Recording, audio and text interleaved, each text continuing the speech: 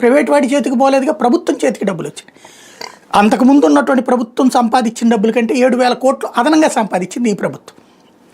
From the beginning చూసుకున్నప్పుడు తెలుగుదేశం అధికారంలోకి వచ్చే నాటికి 11,000 కోట్ల రూపాయలు ఆదాయం ఉండేది దాంట్లో.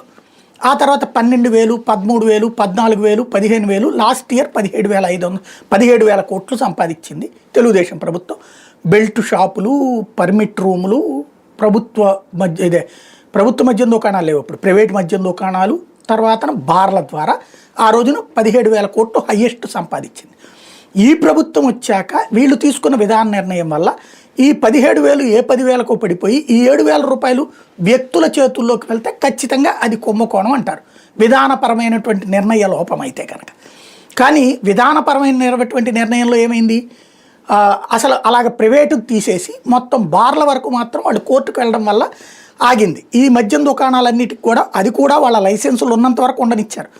లైసెన్స్ అయ్యాక కొత్తగా టెండర్లు పిలిచేటప్పుడు విధాన నిర్ణయం మార్చేసుకుని అది కూడా కొన్ని రోజుల పాటు వాళ్ళనే కంటిన్యూ చేయించారు, పాత మద్యం దుకాణందారులనే.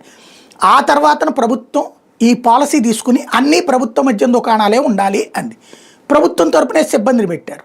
దెన్ అప్పుడు డబ్బులు ఏమన్నా పోయి ప్రైవేట్ వాడికి ఏమన్నా వచ్చినాయి అంటే, ప్రైవేట్ వాడు సంపాదించుకునే 7,000 కోట్ల రూపాయలు ప్రభుత్వానికి వచ్చినాయి. అంటే 25,000 కోట్ల రూపాయలకి డబ్బులు ఎగబాకినాయి అంటే